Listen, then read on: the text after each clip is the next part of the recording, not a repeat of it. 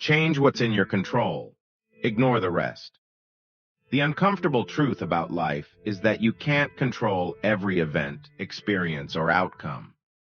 All that stress and worry about what could possibly go wrong shouldn't be your burden. The basic idea of focusing on the actions and experiences within your control has been around for a while. Epictetus, a Greek Stoic philosopher, classified things as being under our control or not under our control. His classic Enchiridion, the Good Life Handbook, starts with this basic idea of control. Some things are within our power, while others are not. Within our power are opinion, motivation, desire, aversion, and, in a word, whatever is of our own doing. Not within our power are our body, our property, reputation, office, and, in a word, whatever is not of our own doing. You can't control everything that happens to you, but you can control the way you respond. And in your response is your greatest power. Marcus Aurelius, a Roman emperor from 161 to 180 and a Stoic philosopher, once said, "Never let the future disturb you. You will meet it, if you have to, with the same weapons of reason which today arm you against the present." Worrying about the things outside your control accomplishes nothing except expending a lot of energy that could be better spent elsewhere. Don't spend your life preparing for life. Here is an important truth about life and living it. It's too short if you spend it meaningfully and do what gives you a sense of accomplishment. Life can also become a mental and emotional burden if you spend all your time worrying about the unpredictable future or the regrets of the past. In his popular book, On the Shortness of Life, 2000-year-old masterpiece, Seneca, a Roman Stoic philosopher, said, "It is not that we have a short time to live, but that we waste a lot of it. Life is long enough, and a sufficiently generous amount has been given to us for the highest achievements, if it were all well invested.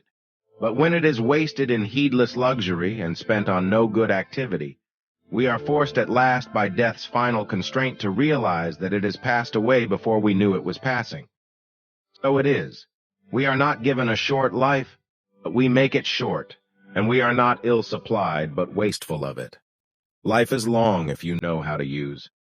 The philosopher argues that we shackle ourselves to our labors and our professions while life and waste away the little time we have on earth. Life can be short or long depending upon how you decide to live it. If you spend all your life preparing for life, you are not choosing to live now. The greatest obstacle to living is expectancy, which hangs upon tomorrow and loses today. The whole future lies in uncertainty. Live immediately, says Seneca. Don't lose yourself to your thoughts on what's next, or worry about what's happening elsewhere. Invest in the present, and the future will take care of itself. Busyness without meaning is one of the greatest distractions from living. The world is getting louder. Distractions are inevitable. Are you intentional about how you spend your time? Do you postpone rich experiences because of a busy schedule? But busyness is still a choice. Many of us confuse being busy with being effective or productive. It pays to reevaluate your schedule and do more of what makes you come alive, carpe diem, or seize the day, in everything you choose to do. The phrase was first uttered by the Roman poet Horace over 2,000 years ago. The message of carpe diem matters more than ever today. Seneca argues, "No one will bring back the years.